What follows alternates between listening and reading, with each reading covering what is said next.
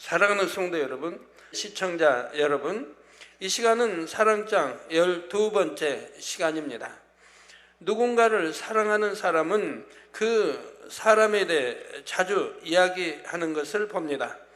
자신의 이야기보다 그 사람에 대한 이야기를 더 많이 하기도 하지요. 여러분도 그런 경험이 있으십니까? 남들이야 주의 깊게 듣거나 말거나 그 사람은 이런 모습이 멋있고 사랑스럽다며 이런저런 자랑을 하기도 합니다. 우리가 주님을 사랑하면 마찬가지로 주님에 대한 이야기를 많이 하게 됩니다. 이제 막 주님을 영접하고 성령을 받아 첫사랑이 뜨거운 분들을 보면 어디서 누구를 만나든지 주님에 대해 이야기합니다. 구원해 주시고 큰 은혜와 사랑을 주신 주님을 열심히 자랑하지요. 또한 성령을 받으면 내가 죄인이었구나, 아무것도 아닌 나를 위해 주님께서 십자가에 달려 돌아가셨구나 하고 깨달으면서 마음이 겸손해집니다. 여러분의 마음의 영적인 사랑을 온전히 이루면 한결같이 이런 모습이 됩니다. 범사에 오직 주님만을 자랑하고 늘 겸손하지요. 반면에 자신을 자랑하려 하거나 교만하다면 그만큼 영적인 사랑이 없다고 할 수가 있습니다. 우리 많은 성도님들은 범사에 받은 은혜를 간증하시고 전도하시며 주님을 자랑하십니다. 또한 많은 분들이 처음 주님을 만났을 때처럼 한결같이 겸손한 마음으로 주님을 사랑하시지요. 오히려 날이 갈수록 더 겸손해지시고요.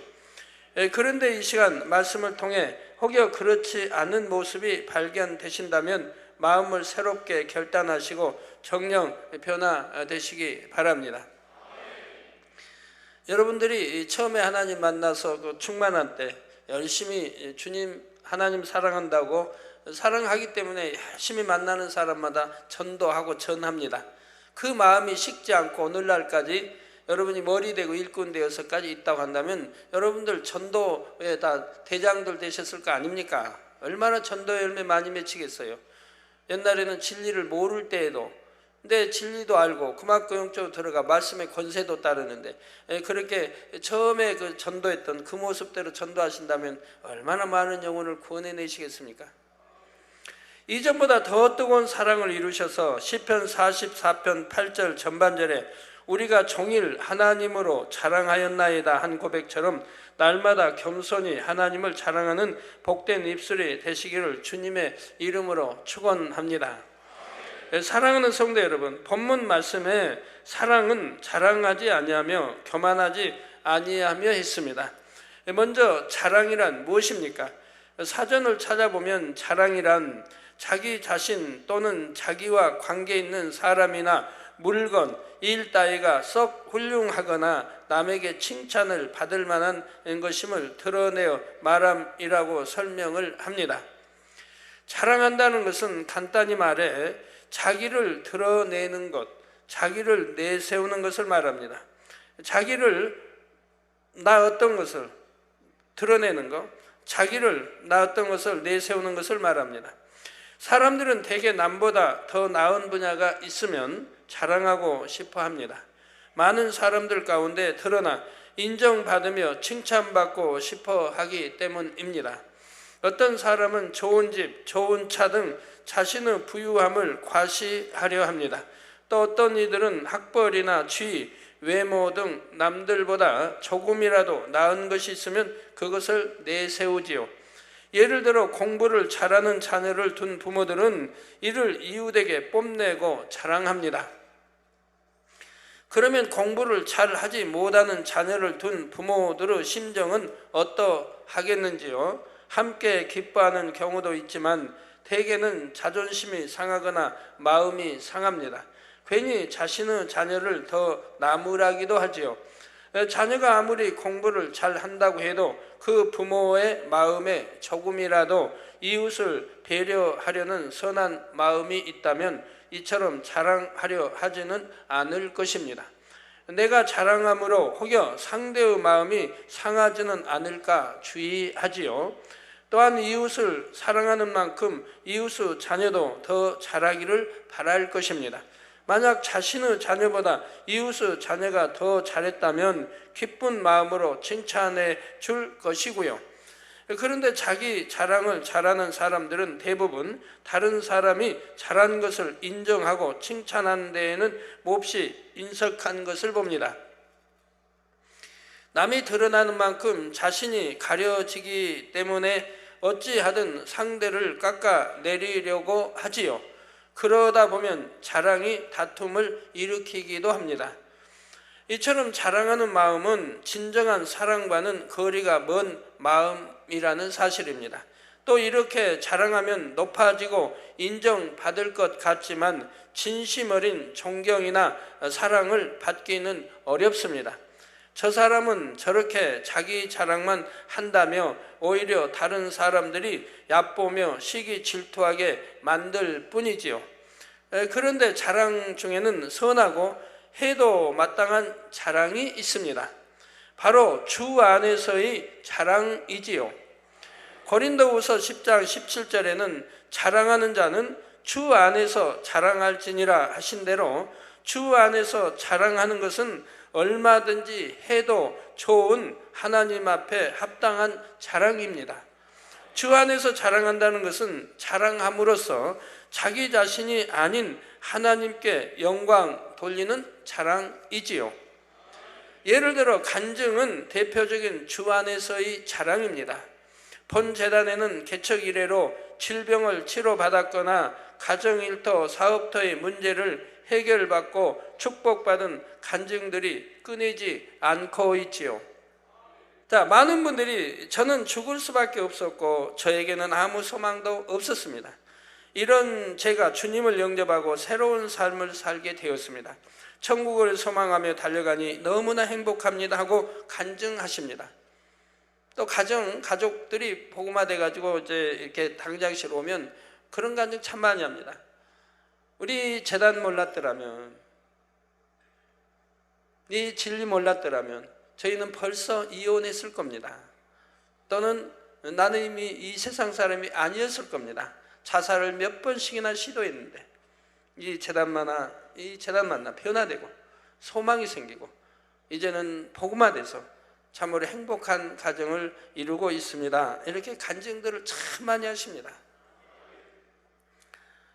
갈라디아서 6장 14절 전반절에 사도 바울이 그러나 내게는 우리 주 예수 그리스도의 십자가 외에 결코 자랑할 것이 없으니 고백하는 것처럼 구원해 주시고 천국을 주신 주님을 자랑하는 것입니다. 이런 자랑은 뭐 입이 닳도록 해도 우리 하나님이 싫어하실까요? 아니죠. 또 자랑함으로 많은 영혼에게 힘을 주고 믿음을 주고 소망을 주고 기쁨을 줄 수 있는 것이지요. 죄로 인해 영원히 죽을 수밖에 없었는데 십자가에서 죄값을 치러주신 주님으로 인해 영생을 얻었으니 얼마나 감사한 일입니까? 또 많은 분들이 자신의 삶 속에서 살아계신 하나님을 만나고 체험한 일을 간증합니다. 잠언 8장 17절에 하나님께서는 나를 사랑하는 자들이 나의 사랑을 입으며 나를 간절히 찾는 자가 나를 만날 것이니라 말씀합니다.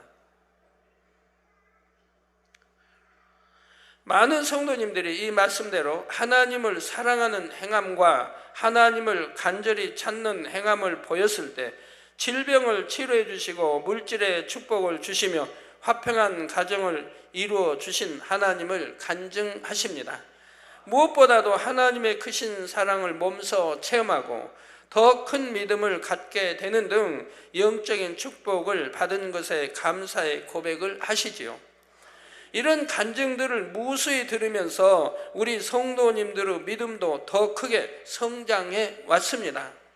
이처럼 주 안에서 자랑을 하면 하나님께는 영광을 돌리게 되고 형제 자매들에게는 은혜를 끼쳐서 믿음과 생명을 심어주게 됩니다. 그러면 하늘나라의 상급이 쌓이게 되고 마음의 소원도 더 신속히 응답되지요. 그런데 이런 주 안에서의 자랑도 잘 분별해서 해야 합니다. 하나님께 영광 돌리는 것 같은데 사실은 자신을 드러내고 자랑하는 경우도 있기 때문이지요.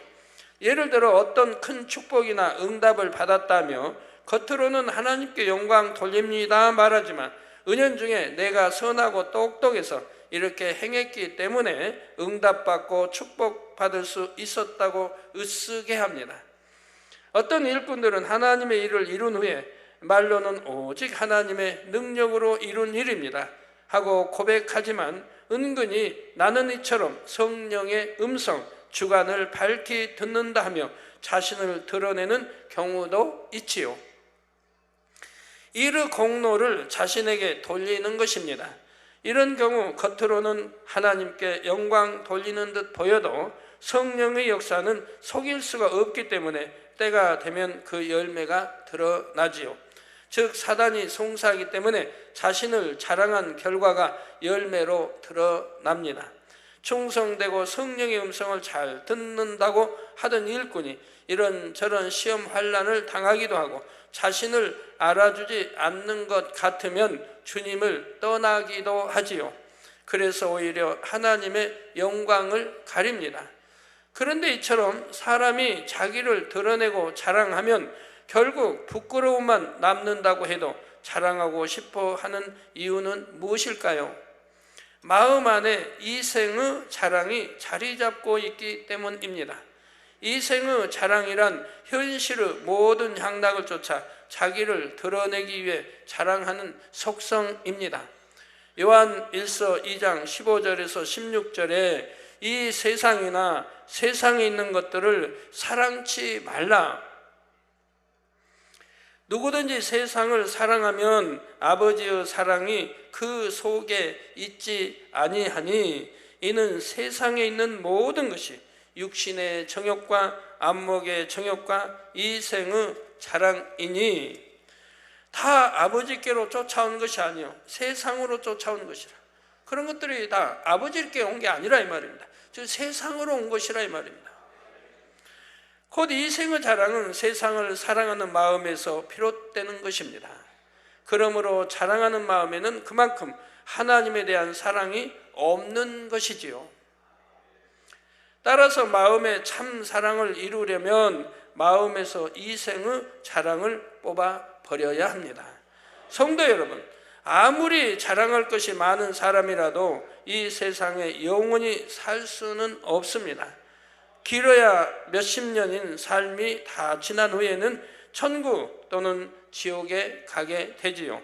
예를 들어 아무리 이 땅에서 많은 재물을 가졌다 해도 천국에는 발로 밟고 다니는 길조차 금인이 천국에서 누릴 풍요와는 비교할 수가 없습니다. 내가 밟고 다니는 길도 천금인데 그 큰 높고 그 길고 큰 예루살렘의 성곽도 벽옥으로 되어 있는데 이 땅에 아무리 부유한들 무슨 자랑거리가 되겠습니까? 그런데 만약 천국에 못 가고 지옥에 간다면 이 땅에서 아무리 큰 부와 지식과 명예와 권세를 누렸다 한들 더더구나 그것이 무슨 자랑이 되겠는지요. 우리 예수님께서도 마태복음 16장 26절에 사람이 만일 온 천하를 얻고도 제 목숨을 잃으면 무엇이 유익하리요? 사람이 무엇을 주고 제 목숨을 바꾸겠느냐 말씀하십니다. 돈으로 바꿀 수 있습니까? 명예로 바꿀 수 있습니까? 지식으로 바꿀 수 있습니까? 오직 믿음으로만 바꿀 수 있는데요. 이처럼 세상 자랑거리는 결코 영원한 생명도 영원한 만족도 줄 수가 없습니다. 오히려 헛된 욕심을 불러일으키므로 멸망의 길로 가는 지름길이 되기도 하지요. 이런 사실을 절절히 깨닫고 천국에 대한 소망을 마음 가득히 채워나가면 이 생의 자랑을 뽑아버릴 수 있는 힘이 옵니다. 이 생의 자랑을 다 벗어버리면 오직 우리 주님만을 자랑하게 되지요. 이 세상의 것들이 자랑스러운 것이 아니라 장차 천국에서 누릴 영원한 영광이 더 자랑스럽게 느껴지기 때문입니다. 또한 영원한 생명을 주시고 천국을 주신 주님을 뜨겁게 사랑하게 되면서 날마다 자랑하게 됩니다. 그러면 이전에는 몰랐던 기쁨이 날마다 흘러 넘치지요. 그러므로 여러분 모두는 헛된 자랑을 버리고 여러분의 생명과 영광과 부와 명예가 되시는 우리 주님만을 자랑하는 복된 입술이 되시기를 주님의 이름으로 축원합니다. 사랑하는 성도 여러분, 다음으로 사랑은 교만하지 아니하며 했습니다. 교만이란 남을 나보다 낮게 여기지 못하고 무시하는 것, 내가 모든 면에서 남보다 더 우월하다고 여기는 것입니다. 교만한 사람은 자기 위에는 사람을 두지 않습니다. 곧 자기 자신을 제일로 여기지요. 매사에 상대를 무시하고 얕잡아 보며 가르치려 합니다. 여기에 그런 분들 계시면 정말 마음 깊이 새기고 오늘부로 좀 바꾸시면 그 마음을 싹 좀 바꿨으면 좋겠어요. 보통 자신보다 못해 보이는 상대에게 이렇게 교만한 태도를 취하기가 쉽지요.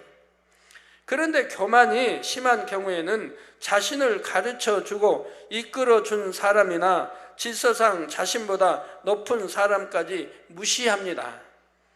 윗사람이 어떤 권면이나 지적을 해 주어도 잘 들으려 하지 않죠.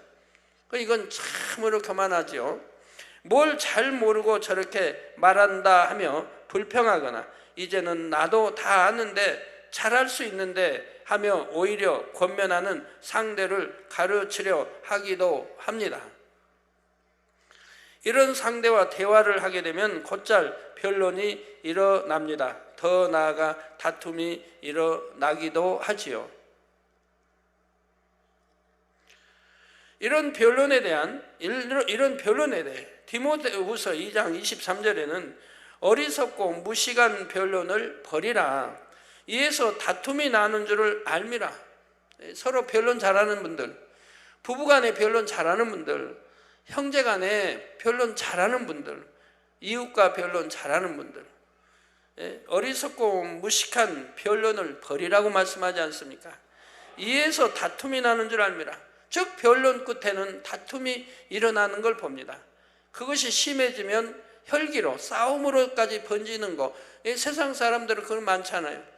변론하다가 격해지고 거기에 또 감정이 생기고 네가 옳다 내가 옳다 네가 너는 여하튼 나는 뭐 잘났다.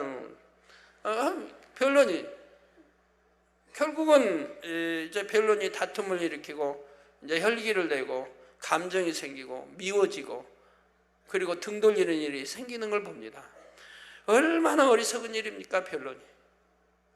이처럼 자신만 옳다고 생각하는 것 자체가 얼마나 어리석고 선하지 않은지를 깨달아야 합니다. 사람들은 저마다 양심이 다르고 지식도 다릅니다. 각자 살아오면서 보고 듣고 체험하고 가르침 받는 것이 다 다르기 때문이지요.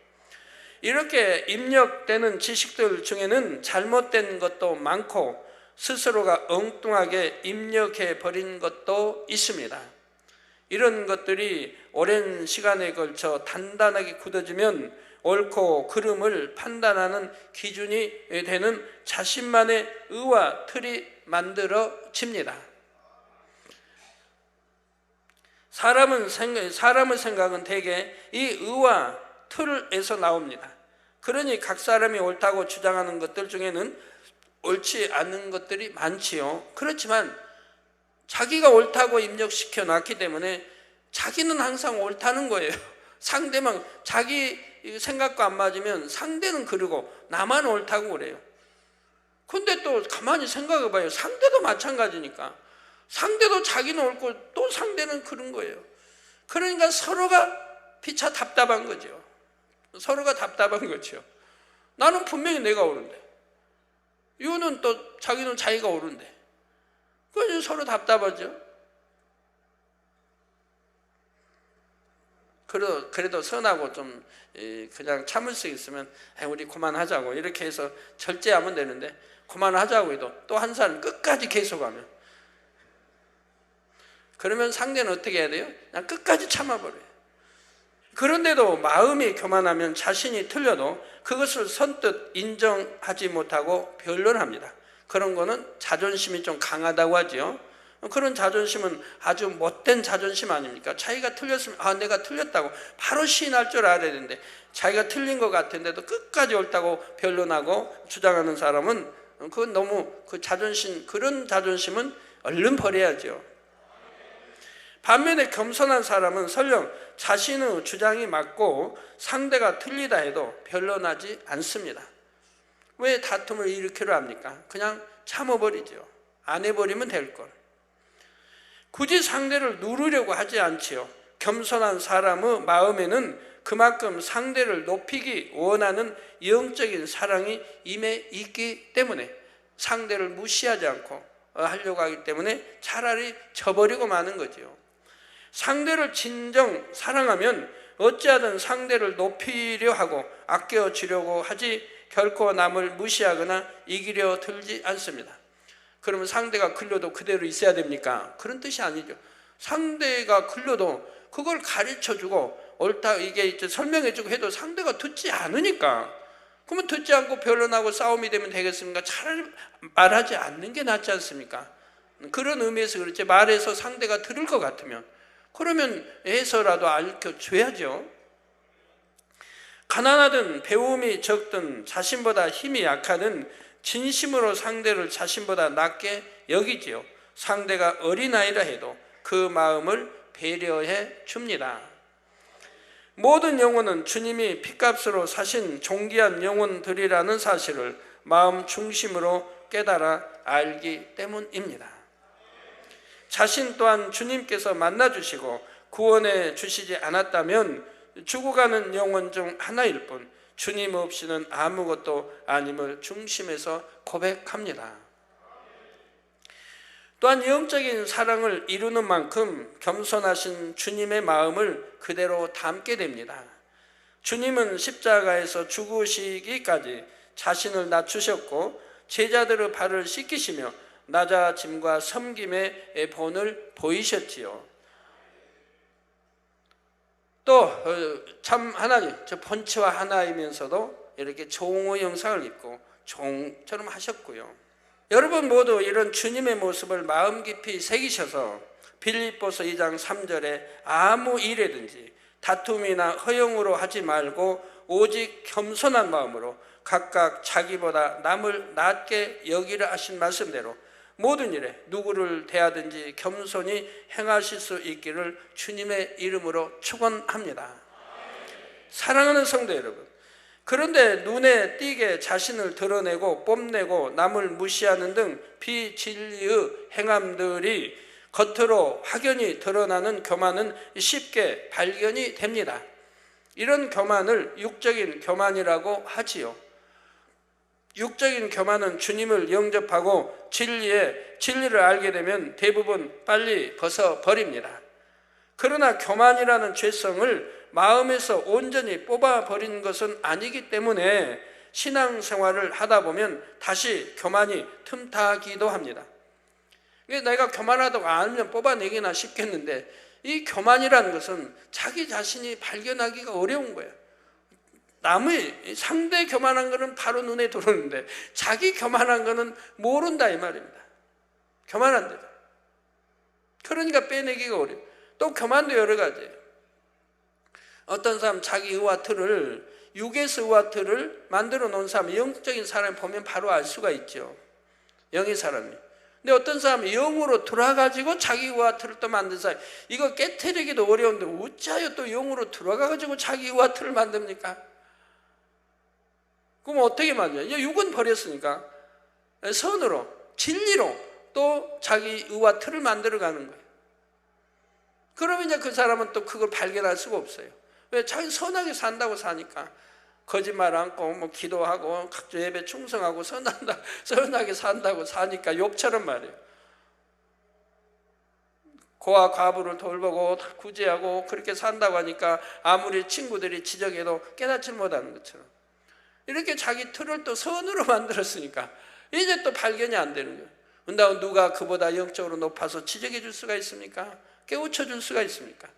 설령 깨우쳐 준다고 해도 아니요, 나는 이렇게 선하게 살아 해버리면 그만인 거고요. 그런 사람도 있으니까 영으로 들어오시면 또 조심할 게 절대로 자기와 틀을 만들지 말아요. 여러분 개척 당시는 이제 제가 설교 때도 하고 한 말이 있어서 그 당시 있던 분들은 알 겁니다. 육신의 생각에 대해서 그 당시 제가 설명을 해드렸어요. 여러분들 잘 들으시고 분별하시기 바라요. 여러분 예를 들어서 참 육신의 생각을 깨트려버리면 너무 좋을 텐데 다 깨트리면 영으로 들어가니까.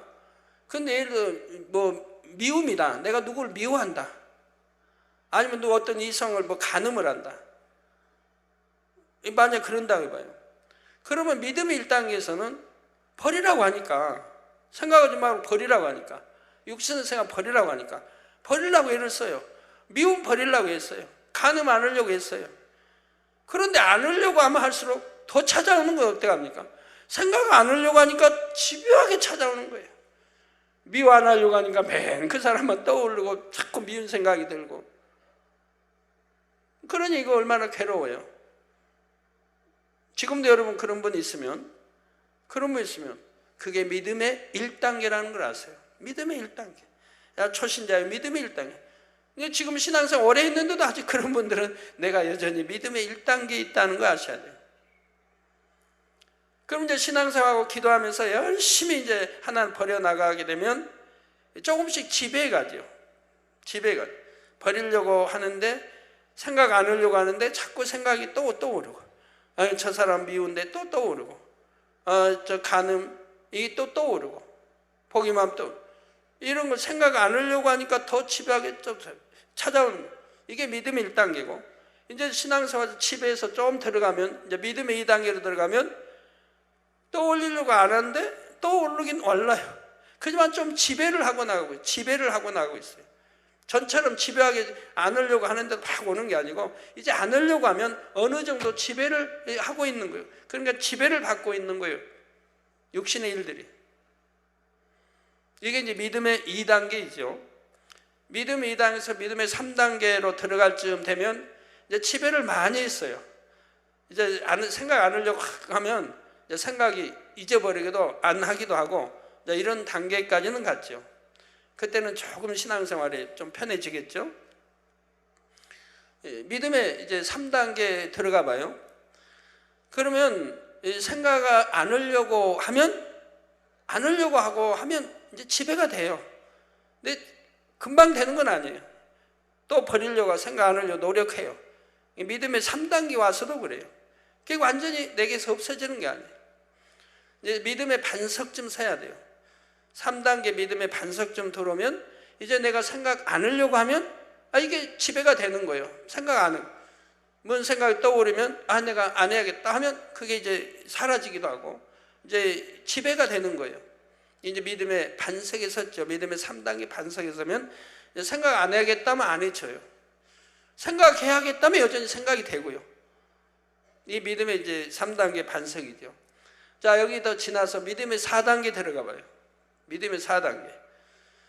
그러면은 비진리, 생각 안 해야겠다면 생각이 안 되는 거예요. 완전 지배를 해버린 거예요. 그게 미움도 없고 다 이런 거 약이 벗어졌으니까 내가 생각을 비진리 안 해야겠다면 이게 보지 않고는 뭘 비진리를 떠올리고 생각하려고 하면 잘 안 돼요. 떠올렸다고 애쓰고 뭘 생각을 떠올렸다고 해봐요. 그것도 금방 잊어버려요. 또 다른 걸로 돌아가 버려요, 생각이. 이 영으로 들어와서는 그래요. 그러니까 죄를 안 짓게 되는 거예요. 죄를 안 짓게 되는 거예요. 하나님 원수 되는 게 없으니까. 그러니까 판단이 없고 정죄가 없어요. 누구를 판단하거나 정죄하지 않아요. 그러니까 죄를 짓지 않고 사는 거예요. 믿음의 4단계. 영으로 들어가게 되면 말이에요. 그러면 제가 이렇게 이야기를 해도 육에 있는 사람들 이해가 안 돼요. 그게 왜? 생각 안 하려고 해도 자꾸 생각이 되고 떠올리지 않으려고 떠올리고, 그러니까 속상하고 마음 상하고, 그러니까 그냥 돌발적인 행동도 나오고 그런다. 생각 안 해보는 그만인데 그건 편안할 건데. 그러니까 육에 있는 사람들은 이 말이 잘 이해가 안 돼요. 그래도 믿음의 3단계 반석쯤 돌아야 이제 본인들이 내가 설명한 대로 그렇게 되어지는 과정을 거쳐왔기 때문에 이해가 되는 거예요. 영에 도는 사람은 바로 이해가 되죠. 본인도 그렇게 하고 있으니까. 어떤 건 생각 안 해야겠다면 생각 안 하니까, 잊어버리고 생각 안 하니까. 그런데 이제 눈으로 보는 거, 화면을 보았다. 보는데도 입력이 안 되는 거예요. 그게 비진리다 하면 입력이 안 돼. 진리여서 좋은 거다면 입력을 시키려고 하니 입력이 되는데, 비진리라면 입력이 잘 안 돼요. 봐도 몰라요.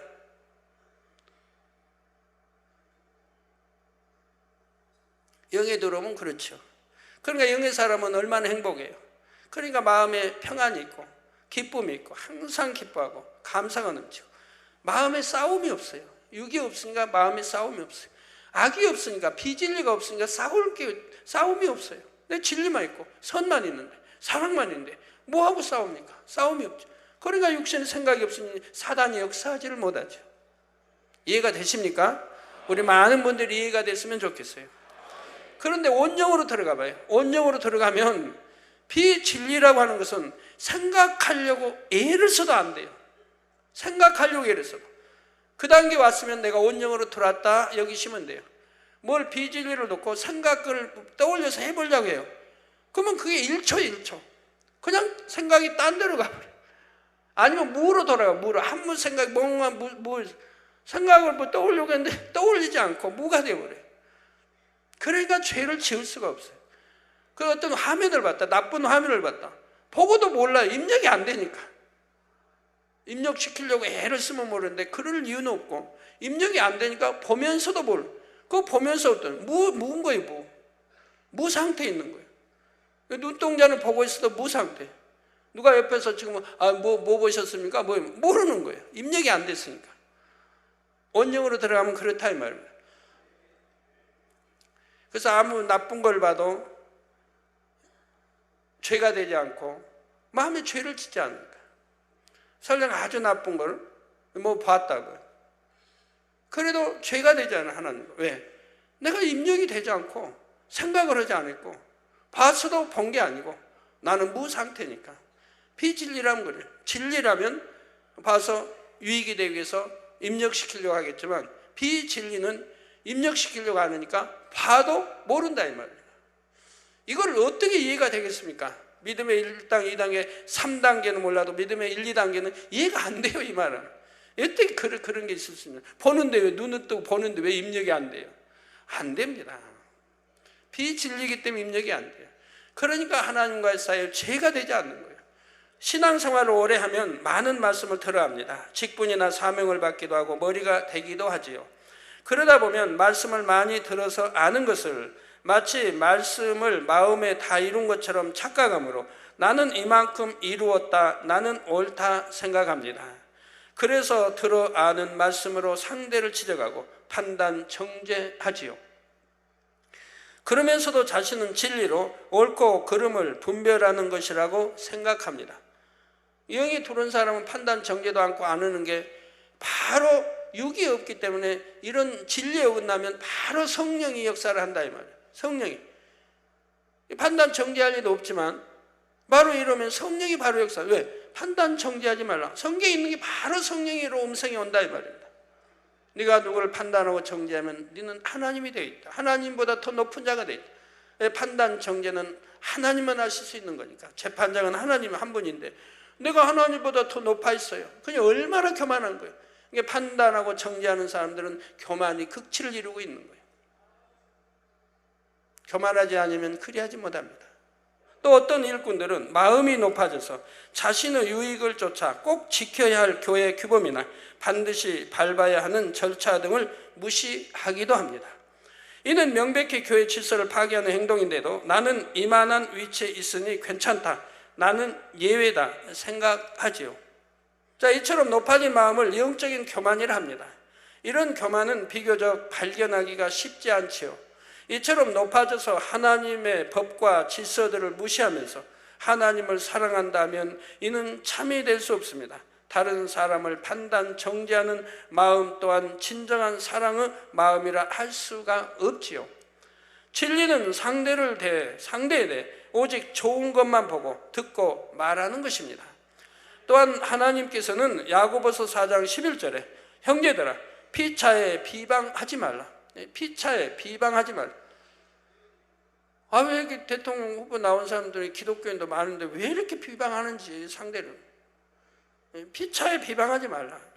형제를 비방하는 자나 형제를 판단하는 자는 곧 율법을 비방하고 율법을 판단하는 것이라. 즉 하나님 말씀에 판단 정죄하지 말고 수군거리지 말라고 했는데 판단 정죄 수군거리니까 곧 율법을 비방, 하나님이 정한 율법을 비방하고 율법을 판단하는 것이라.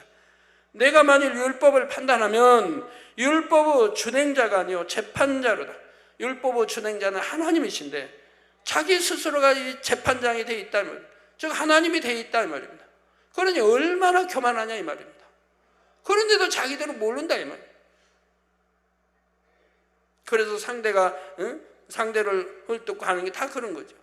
그러나 하나님 말씀을 상대 눈에 티가 있으면 어떻게 하라고 했어요? 상대 티가 있고 뭐 있으면 빼내라고 그랬습니까? 지적하라고 했습니까? 하지 말라고 그랬죠. 내 눈에 들보를 빼낸 다음에 하라는 거예요. 들보를. 내 눈에 들보, 그보다 더 악한 마음이라 이 말입니다. 이걸 빼내버리고 나면 그 다음에는 사랑만 있으니까, 들보를 빼내면 내 안에 사랑만 있으니까 사랑으로 보라는 거예요. 사랑으로 분별하는 거예요. 그래야 바른 분별력이 오게 되는 거죠. 그래서 율법의 준행자가 아니요 재판자로도 하고 상대를 비방하지 말라 분명히 말씀하셨지요. 상대의 부족한 모습을 보았을 때 여러분의 마음은 어떠하십니까? 판단하고 정죄하는 마음이 앞서는지 아니면 상대가 사랑스럽고 안쓰러운 마음이 앞서는지 점검해 보면 얼마나 겸손과 사랑을 이루었는지를 알 수가 있습니다.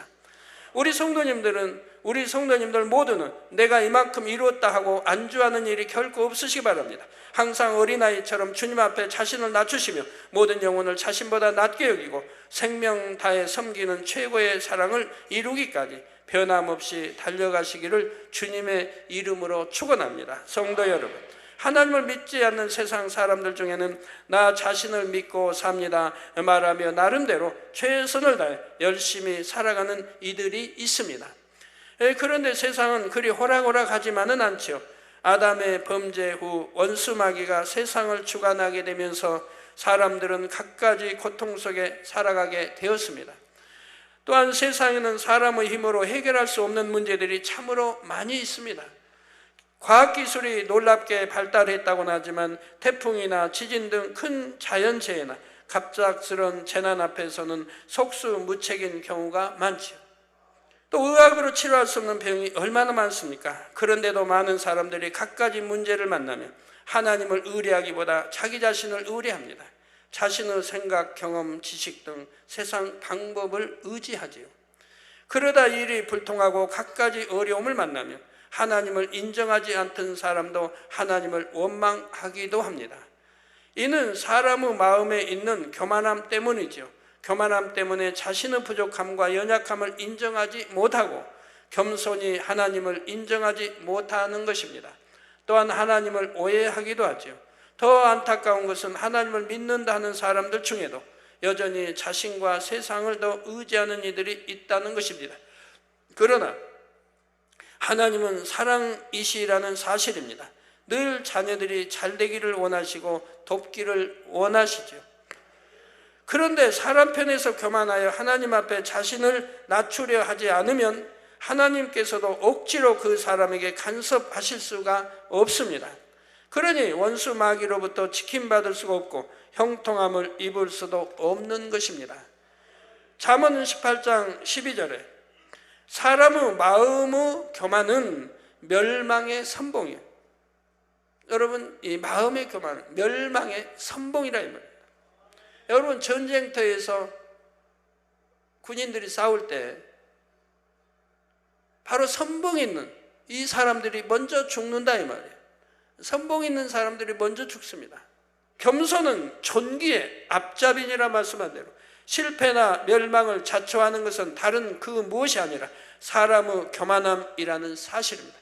교만과 반대인 바로 겸손하다고 하면 바로 존귀의 앞잡이라, 바로 존귀한 사람이 될 수 있죠. 사랑과 덕이 있을 것이고 온유할 것이고, 그래서 사람들이 참으로 섬길 수 있는, 저 사람이라면 내가 섬길 수 있다, 저 사람 밑에라면 내가 들어가서 기쁘게 일할 수 있다. 잠언서 22장 4절에는 겸손과 여호와를 경외함의 보응은, 겸손과 여호와를 경외함의 보응은 재물과 영광과 생명이니라 말씀하십니다. 여러분, 재물 원하지 않습니까? 부유해지기 원하지 않습니까? 영광도 얻기 원하고 또 장수하고 또 천국 가기 원하지 않습니까? 그럼 겸손해야 되고 또 여호와를 경외한다 이 말입니다. 여호와를 경외하고, 바로 여호와를 경외함의 보응, 뭐 어렵지도 않네요. 겸손하고 여호와를 경외함의 보응은, 거기에 받는 대가는 재물과 영광과 생명이라고 말씀합니다. 얼마나 쉽습니까? 겸손해지는 게 뭐 어려워요? 잘못하면 잘못하고 무릎 꿇을 때 꿇고. 그러므로 여러분은 늘 겸손한 사랑의 하나님, 전지전능하신 하나님을 믿고 의지하시기 바랍니다. 하나님을 의지한다는 것은 곧 자신을 내려놓고 하나님의 말씀대로 순종해 나가는 것이죠. 여러분 모두가 겸손히 하나님의 말씀 안에 거하심으로 형통한 삶을 살아가시기를 주님의 이름으로 축원합니다. 결론을 말씀드립니다. 사랑하는 성도 여러분, 하나님께서는 교만한 사람을 차라리 어리석은 자라 말씀하십니다. 하늘을 보좌 삼고 땅을 발등상으로 두시는 광대하신 하나님에 비할 때 인간은 얼마나 작은 존재입니까? 이러한 하나님 앞에서 인생들은 모두 하나님의 형상을 따라 창조된 하나님의 자녀들로 높고 낮음이 없는 동등한 존재이지요. 또한 이 세상에서 아무리 자랑할 것이 많다 해도 이 땅의 삶은 잠시 잠깐일 뿐입니다. 이 짧은 삶이 다 지난 후에는 반드시 심판이 있고 결국 각 사람이 하나님 앞에 겸손히 행한 만큼 천국에서 높은 사람이 되지요. 바로 재물, 부유하게도 되고 영광도 얻게 되고 또 영생을 얻게 되고요. 야고보서 4장 10절에 주 앞에서 낮추라, 그리하면 주께서 너희를 높이시리라 하신 대로 주님께서 높여주시기 때문입니다. 우리가 주님을 사랑하기 때문에, 우리가 진리를 사랑하기 때문에 나를 낮출 수가 있는 겁니다. 물이 작은 웅덩이에 그대로 고여 있으면 결국 썩고 벌레가 생깁니다. 그러나 끊임없이 낮은 곳으로 흐르고 또 흘러가면 큰 바다에 이르게 되지요. 이런 물처럼 여러분 모두도 날이 갈수록 더 낮아지셔서 오직 주님만을 자랑하고 모두를 섬기시기 바랍니다. 그래서 가장 아름다운 천국 새 예루살렘 아버지 보좌까지 나아가실 수 있기를 주님의 이름으로 축원합니다.